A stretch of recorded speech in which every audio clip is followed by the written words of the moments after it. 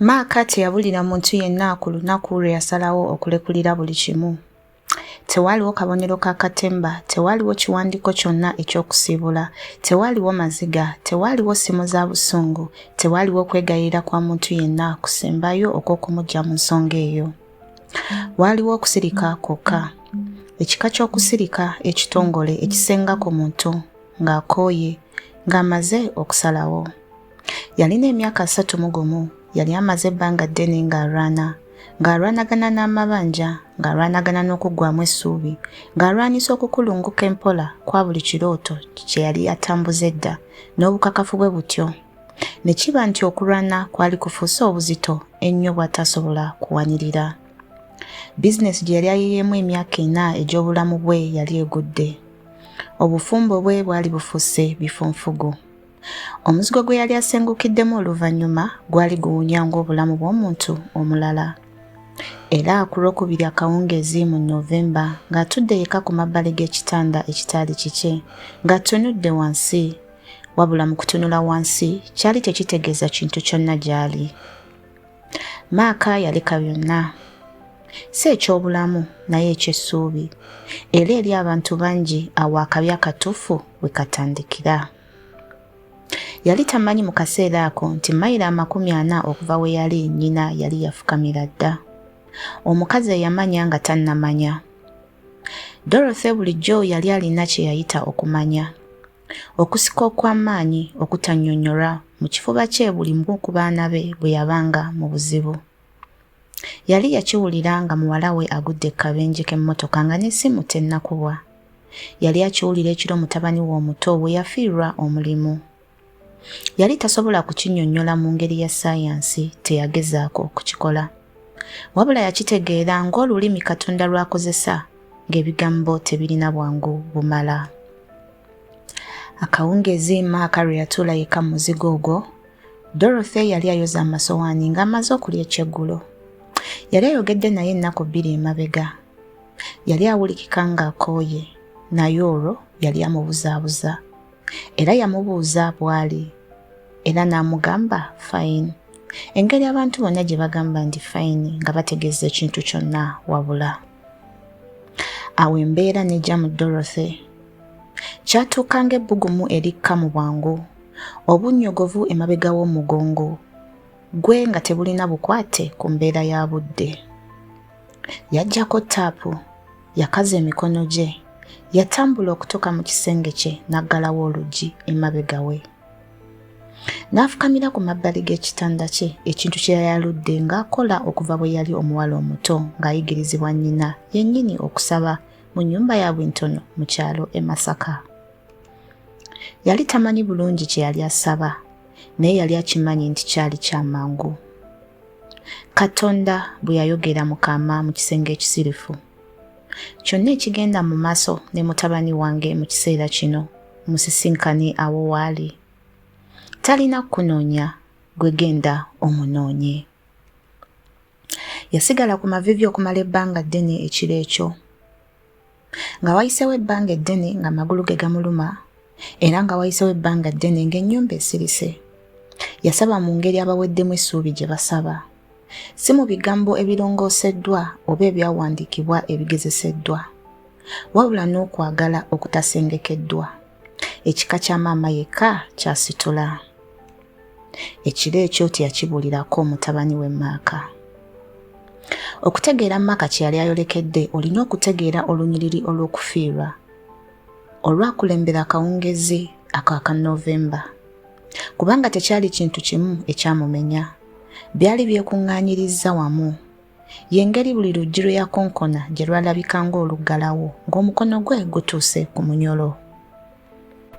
Okulemerera kwa bizinensi kwali kumuluma nnyo, naye mu kusooka yali asimattuse ng'essuubi lye lisinga lyali terikyuse. Nja kuddamu okuzimba bwe yagamba. Kino kibeera kizibu kyokka, wabula yali asomye emboozi ezimala ku buwanguzi, okusobola okumanya nti okulemererwa emirundi emingi kwe kusooka okukola ekintu ekinene. Ekyo yakikkiriza okumala akaseera. Awo ne wava okugattululwa, era nga kirimu okufiirwa mu kasirise, ak'obulamu bwe yali alowoozezzaako, ennyumba, ebiseera eby'omu maaso, enkyusa ye yennyini eyawulira ng'essaanira era nga yonna. Wabula teyalwanyisa misango gyonna, yali talina maanyi. Yassa omukono ku ebyo ebyetaaga okuteekebwako omukono n'asengukira mu muzigo ne yeegamba nti kino nakyo kyali kisobola okuggwa. Yatandika okusaba emirimu kuba yali alina ebisaanyizo ebisinga ebisaanyizo. Naye ebyenfuna byali tebisonyiwa era abaddukanya okufuna abakozi baali basobola okuwulira ekintu mu yintaviyu ze. Obulumi emabega w'amaaso ge nga ne kaweefube we yenna yali tasobola kukweka bulumi obwo mu bujjuvu. Okugaanibwa oluvannyuma lw'okugaanibwa kwatuka mu inbox ye n'ekika eky'obukambwe.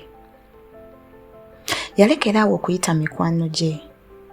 Yeegamba nti kyava kuba nti yali tayagala kuzitoowerera muntu yenna. Naye amazima gaali mangu era nga gakizikiza. Yali takyakkiriza nti alina ekintu kyonna ky'asaana okwogera. Yalekeraawo okugenda mu kkanisa, n'alekeraawo okusoma, n'alekeraawo okufumba emmere entuufu.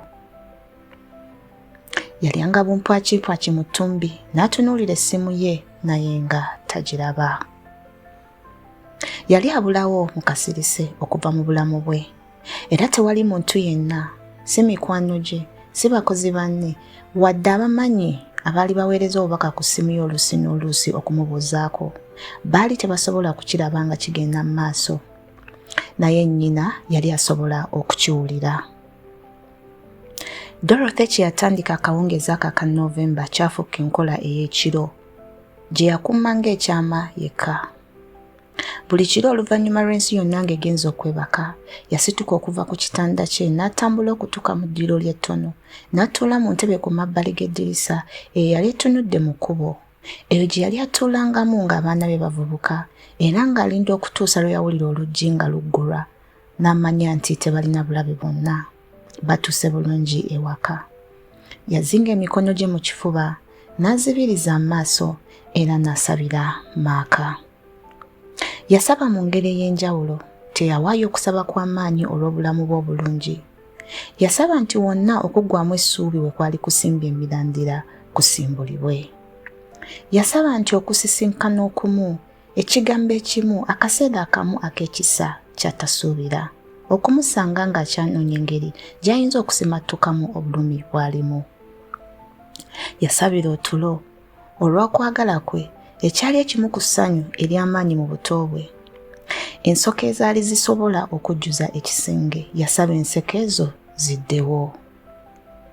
Ate era yawandiika erinnya lye ku kapapula katono, era n'alikumira munda mu Bayibuli ye wakati w'empapula za Zabbuli.